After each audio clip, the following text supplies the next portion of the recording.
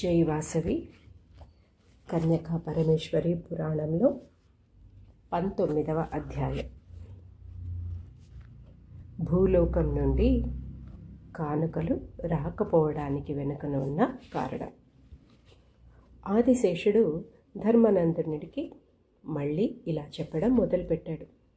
శ్రీ మహావిష్ణువు ఈశ్వరునికి తన స్వంత రత్న కిరీటాన్ని మరియు పార్వతికి ఎప్పటికీ తరగని సువాసనలు గల తామరమాలలను బహుమతిగా ఇచ్చారు.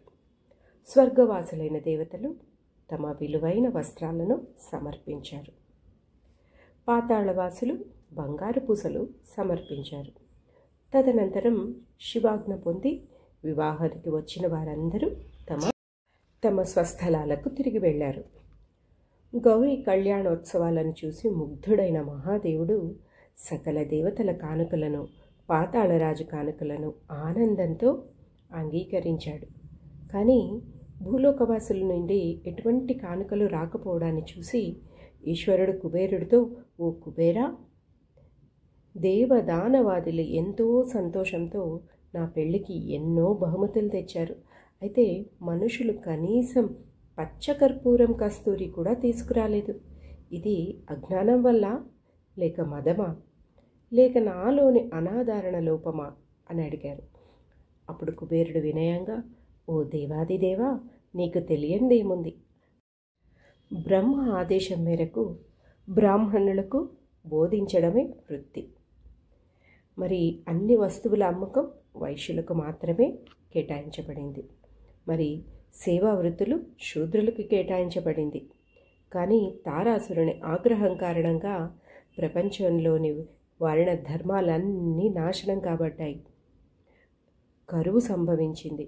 ఆకలితో ప్రజలందరూ మతాన్ని విడిచిపెట్టారు. స్వామి, ఆ తారకాసురుడికి భయపడి రాజులు పర్వత ప్రాంతాలకు వెళ్ళిపోయారు. కాబట్టి బహుమతులను ఏవీ భూలోకం నుండి రాలేదు. స్వదృత్తి బ్రాహ్మణులు భార్గవ మహర్షి ఆశ్రమానికి వెళ్ళారు. శూద్రులు తమ వృత్తిని వదులుకొని ఆ తారకాసురుడికి సేవ చేయడం ప్రారంభించారు.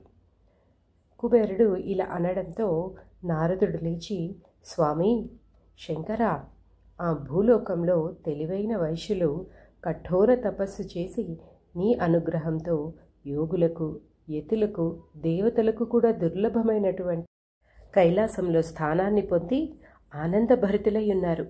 అందుచేత అక్కడ ప్రపంచంలో వస్తువులను కొనడం మరియు అమ్మడం జరగడం లేదు. అలాగే భూలోకంలోని రాజులు భూలోకంలోని గొప్ప వస్తువులను తీసుకురాలేకపోయారు.